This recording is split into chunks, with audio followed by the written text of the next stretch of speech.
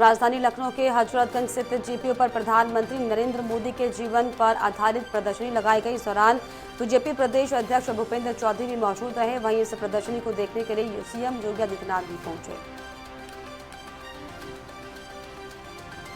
CM योगी ने कहा कि देश के यशस्वी प्रधानमंत्री का जन्मदिवस है। प्रदेशवासियों की ओर से उन्हें जन्मदिन की बधाई, उत्तम जीवन की कामना करता हूं। पीएम मोदी को जन्मदिन की बधाई दी है।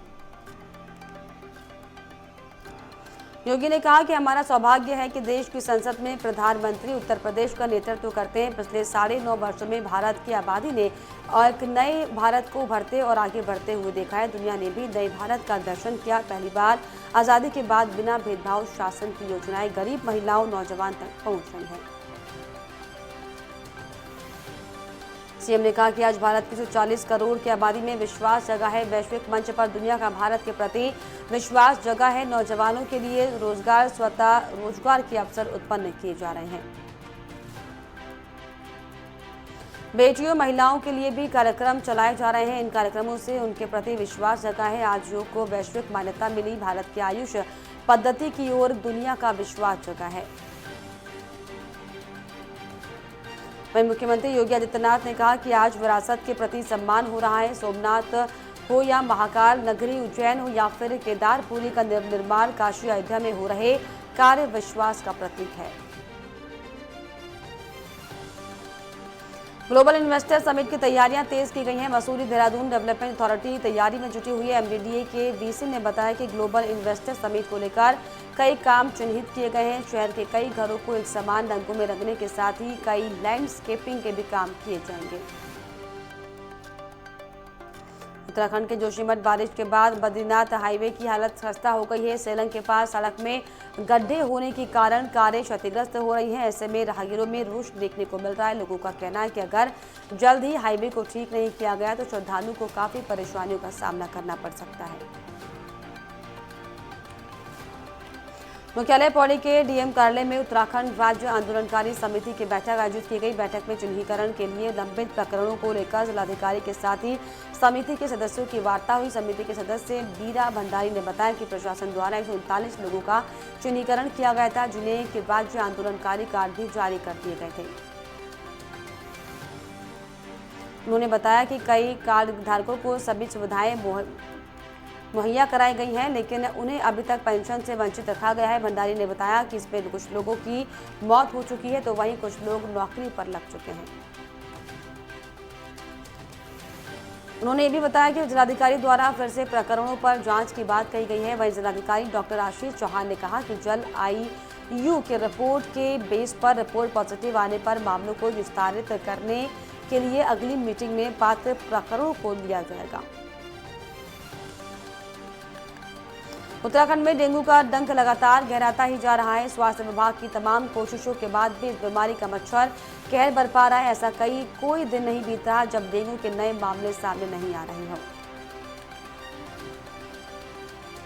पहाड़ अक्सर डेंगू रोगों से अछूते रहते हैं, लेकिन मैदानी क्षेत्रों से यहां पर आ रहे लोगों के साथ ही बागेश्वर में भी डेंगू रोग दस्तक दे रहा है। बागेश्वर में अब तक 15 केस सामने आ चुके हैं, जिसमें से 60 डेंगू मरीज ठीक होकर घर जा चुके हैं। स्थानीय लोगों में डेंगू पॉजिटिव पाया जाना चिंताजनक विषय बना हुआ है। अब जिला प्रशासन भी इससे लेकर अलर्ट मोड पर आ गया है और जिले के सभी अस्पतालों में भी स्पेशल डेंगू वार्ड तैयार किए जा रहे हैं। सोमेश्वर के गुरुड़ा गांव में आम बैठक का आयोजन किया गया, जिसमें वन विभाग के अधिकारियों और पंचायत प्रतिनिधियों ने गांव के मुख्य मार्गों, नहर, कृषि और अन्य समस्याओं पर चर्चा की। चनौदा कोसी नदी पुल से गरुड़ा के महादेव मंदिर तक सड़क निर्माण के लिए प्रस्ताव पारित किया गया। साथ ही साथ ग्रामीणों को सरकार की योजनाओं के विकास कार्यों की जानकारी दी गई। रामनगर में डेंगू के डंक का असर पूरा दिखाई दे रहा है। यहाँ के कंबाइंड अस्पताल में अगस्त से लेकर अब तक 32 मरीज डेंगू पहुंचे हैं। हालांकि इनमें से अधिकांश मरीज ठीक होकर अपने घर चले गए, लेकिन अभी भी डेंगू के मरीजों का अस्पताल में आना जाना जारी है, जिसके लिए अस्पताल प्रशासन ने तैयारियां भी की हुई हैं। पीएम मोदी अक्टूबर में पिथौरागढ़ के दौरे पर आएंगे, जिसे लेकर बीजेपी ने तैयारियां शुरू कर दी। इसी कड़ी में पार्टी के प्रदेश अध्यक्ष महेंद्र भट्ट पिथौरागढ़ पहुंचे और नारायण आश्रम में तैयारियों का जायजा लिया। इस दौरान उन्होंने पार्टी कार्यकर्ताओं संग बैठक की और जनसभा को लेकर तैयारियां पूरी करने के निर्देश दिए। राजधानी देहरादून में एसएसपी एसटीएफ आयुष अग्रवाल ने बताया कि हरिद्वार में पुलिसकर्मी की आंख फोड़ने के मामले में मुख्य आरोपी को नोएडा से गिरफ्तार किया गया। उन्होंने बताया कि आरोपी पर उत्तराखंड में 6 मुकदमे दर्ज हैं और ये लंबे समय से वंचित चल रहा था। उन्होंने बताया कि आरोपी घुमंतू जनजाति पारधी गिरोह का बदमाश है। इसने पिछले साल हरिद्वार में 2 पुलिसकर्मियों पर गुलेल से हमला भी किया था। जांच में 7 लोगों के नाम सामने आए थे, जिसमें से 6 को पुलिस ने गिरफ्तार कर लिया था, जबकि मुख्य आरोपी फरार चल रहा था। मुख्यमंत्री पुष्कर सिंह धामी के जन्मदिन पर बद्रीनाथ, केदारनाथ धाम सहित अधीनस्थ मंदिरों में महाभिषेक एवं हवन पूजा अर्चना संपन्न हुई। इस अवसर पर मुख्यमंत्री की दीर्घायु और प्रदेश के सुख समृद्धि की कामना की गई। बीकेटीसी के उपाध्यक्ष किशोर पवार और सभी सदस्यों ने भी मुख्यमंत्री को जन्मदिवस की बधाई दी है।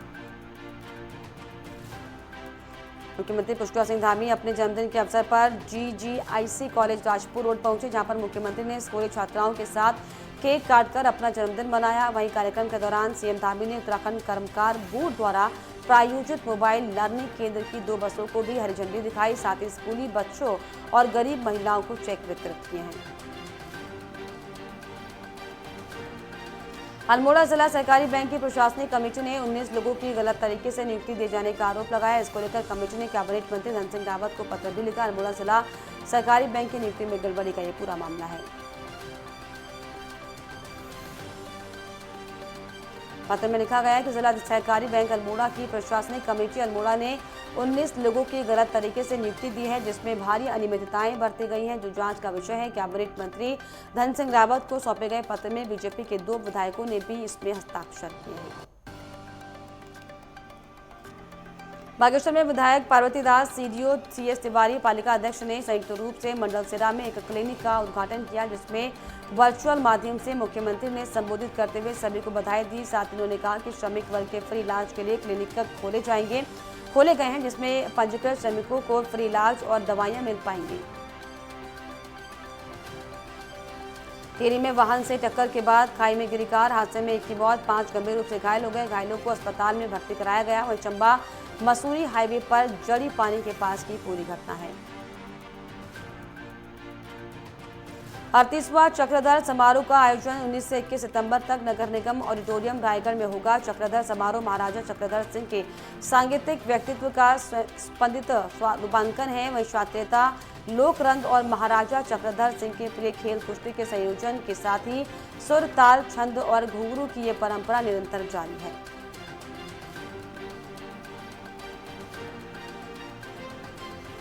राजस्थान के धौलपुर में भी डेंगू और वायरल बुखार के मरीजों की संख्या में लगातार बढ़ोतरी हुई है। आम दिनों के मुकाबले मरीजों की संख्या में 3 गुना तक इजाफा हुआ है। जिला अस्पताल में एक बेड पर 3 से 4 मरीजों का उपचार किया जा रहा है। प्रमुख चिकित्सा अधिकारी डॉक्टर समरवीर ने बताया कि अस्पताल में डॉक्टरों के कई पद रिक्त चल रहे हैं। ऐसे में सभी मरीजों का समय से उपचार नहीं हो पा रहा। और यहाँ पर रुकने एक छोटे से ब्रेक के लिए।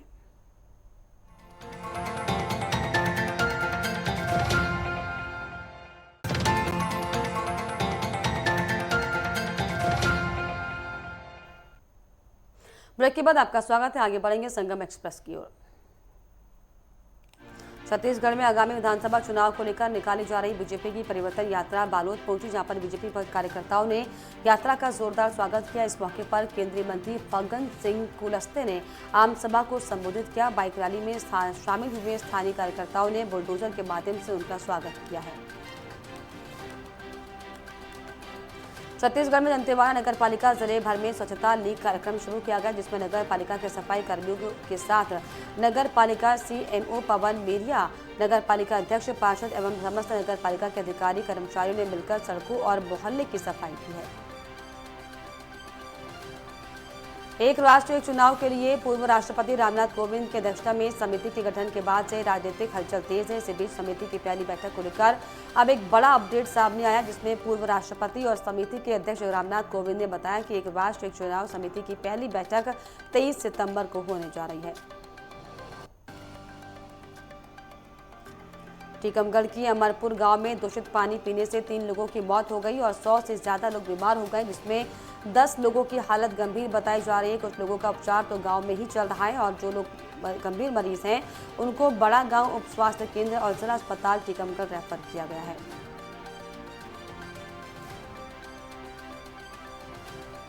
जबलपुर मुख्यमंत्री डॉक्टर हिमंता बिस्वा शर्मा ने कांग्रेस पर जमकर हमला बोला। इस दौरान उन्होंने उदयनिधि स्टालिन और अन्य मंत्रियों के सनातन विरोधी बयान पर जमकर चुटकी ली। उन्होंने कहा कि हिंदू सहनशील है, वरना मामला कहीं और का होता तो फतवा जारी हो जाता।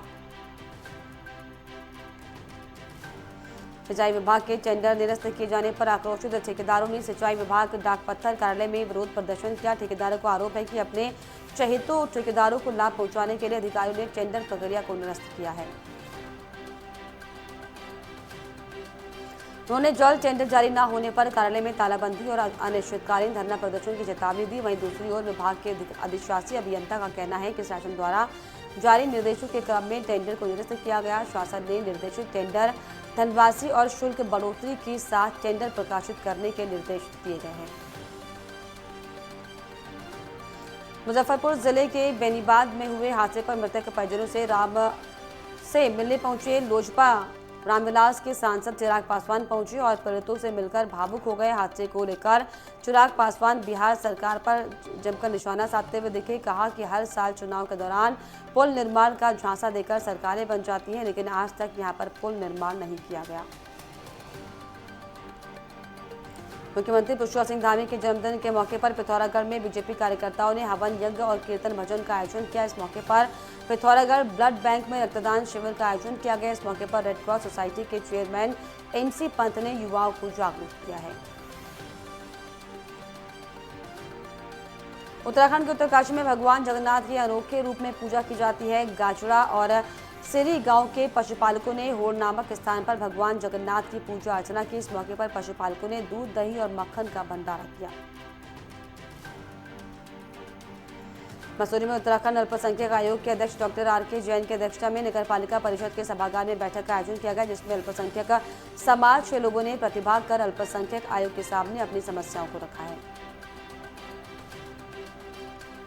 मसूरी में जल्द ई-रिक्शा देखने को मिलेंगे। मसूरी में सरकार और प्रशासन द्वारा 121 साइकिल रिक्शा को हटाकर उनके बदले ई-रिक्शा संचालित किए जाने की योजना पर काम शुरू किया गया है। प्रशासन द्वारा लाल बहादुर शास्त्री प्रशासनिक अकादमी के सहयोग से ई-रिक्शा योजना बनाई गई है। 2017 में मसूरी में परिवहन विभाग द्वारा ई-रिक्शा का ट्रायल भी किया जा चुका था, जो सफल रहा था। इस योजना को आगे बढ़ाने के लिए SDM मसूरी नंदन कुमार के नेतृत्व में करीब 121 साइकिल रिक्शा चालकों को ई-रिक्शा दिए जाने की तैयारी की जा रही है। टिहरी के सांसद माला राज्यलक्ष्मी शाह की अध्यक्षता में जिला कलेक्ट्रेट सभागार में जिला विकास समन्वय एवं निगरानी समिति की बैठक संपन्न हुई। सांसद ने बैठक में केंद्र सरकार के द्वारा चलाई जा रही तमाम जन कल्याणकारी योजनाओं की प्रगति की समीक्षा की है। समीक्षा बैठक के दौरान कई विभागों की सुस्त कार्यप्रणाली पर सांसद ने नाराजगी व्यक्त करते हुए अधिकारियों को निर्देश दिए और वो अपनी कार्यशैली में सुधार लाएं। ऐसा न करने पर कार्रवाई की चेतावनी भी दी गई। सांसद ने कहा कि भारत सरकार के द्वारा जो भी योजनाएं संचालित की जा रही हैं, उन पर सभी योजनाओं को समय से गुणवत्ता के साथ पूरा करने के निर्देश दिए। चंपावत पुलिस लाइन में SP देवेंद्र पिंचा की अध्यक्षता में मासिक अपराध समीक्षा गोष्ठी और पुलिस सम्मेलन का आयोजन किया गया। बैठक में ड्यूटी के दौरान उत्कृष्ट कार्य करने वाले 14 अधिकारी कर्मचारियों को प्रशस्ति पत्र और पुरस्कार प्रदान कर उन्हें सम्मानित किया गया। दिनेशपुर क्षेत्र में फांसी लगाकर आत्महत्या करने का सिलसिला थमने का नाम नहीं ले रहा। ताजा मामला दिनेशपुर थाना अंतर्गत विजयनगर गांव का है। पूरा परिवार किसी पार्टी में गया हुआ था। इस दौरान युवक ने अपने ही घर पर फांसी लगा ली, जिसकी सूचना पाकर परिवार वाले गांव के लोग मौके पर पहुंचे और पुलिस को इसकी सूचना दी है।